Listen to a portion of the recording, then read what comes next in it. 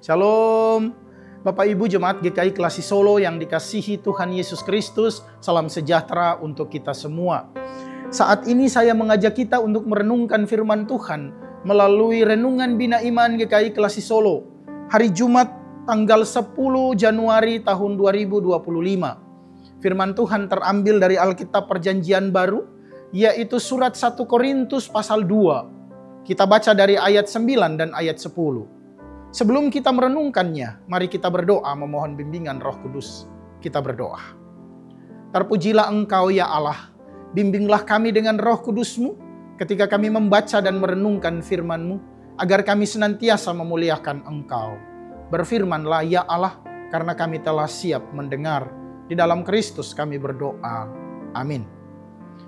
1 Korintus pasal 2 ayat 9 sampai dengan ayat 10 firman Tuhan berbunyi, tetapi seperti ada tertulis, apa yang tidak pernah dilihat oleh mata, dan yang tidak pernah didengar oleh telinga, dan yang tidak pernah timbul di dalam hati manusia, semua yang disediakan Allah untuk mereka yang mengasihi Dia. Karena kepada kita Allah telah menyatakannya oleh Roh, sebab Roh menyelidiki segala sesuatu, bahkan hal-hal yang tersembunyi dalam diri Allah. Demikianlah firman Tuhan. Bapak Ibu yang terkasih, tema renungan kita hari ini adalah hikmat yang benar. Mungkin Bapak Ibu bertanya, apa itu hikmat? Sederhananya saya mau sampaikan bahwa hikmat adalah pikiran kita, perasaan kita, tindakan kita yang dipimpin oleh Allah.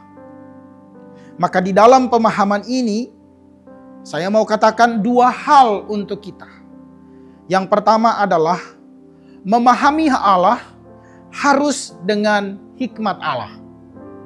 Tanpa dengan hikmat Allah, kita tidak dapat mengerti apa yang dikerjakan Allah di dalam diri kita. Oleh karena itu, hikmat Allah yang menuntun kita itu, memimpin kita untuk memahami bahwa Allah memiliki karya besar di dalam kehidupan orang-orang percaya. Karya terbesar itu adalah Dia datang ke dalam dunia yang berdosa ini. Dia berjumpa dengan Bapak Ibu dan saya dan manusia yang berdosa ini. Dan Dia menyelamatkan seluruh dunia ini. Itulah karya Allah terbesar. Dan juga Allah punya kebijaksanaan yang melampaui pemahaman dan pengetahuan manusia. Di dalam hikmat Allah itulah kita tahu bahwa Allah punya pemahaman yang melampaui semua pengetahuan manusia.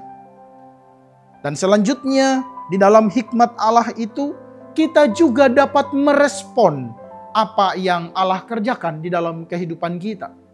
Sehingga respon itu tidak respon sembarangan, namun respon kita hanya kepada Allah, karena Dialah yang menyelamatkan hidup kita.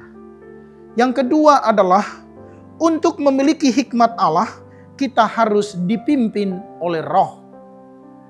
Mengapa kita harus dipimpin oleh Roh? Karena Roh Allah mengungkapkan segala rahasia bagi kita orang percaya. Semua rahasia di dalam diri Allah yang diperuntukkan bagi manusia, terkhusus bagi Bapak Ibu dan saya yang adalah orang-orang percaya, itu semua diungkapkan oleh Roh Kudus bagi kita. Maka kalau kita mau menyelidiki apapun rahasia apa tentang Allah, maka izinkanlah Roh Kudus untuk menolong kita dan memimpin kita. Dan juga karena Roh Allah yang mempunyai pengetahuan yang sempurna tentang Allah. Pengetahuan kita tentang Allah sangat terbatas. Hikmat kita tentang Allah sangat terbatas. Namun, hanya Roh Allah yang mempunyai pengetahuan yang lengkap dan sempurna tentang Allah. Maka izinkanlah Roh Allah untuk memimpin kita, untuk menuntun kita. Sehingga ketika kita mencari hikmat Allah, ketika kita mengerjakan bagian-bagian kita di dalam dunia ini sebagai respon kita kepada kasih Allah, maka kita akan memahami itu karena Roh Kudus yang menolong kita.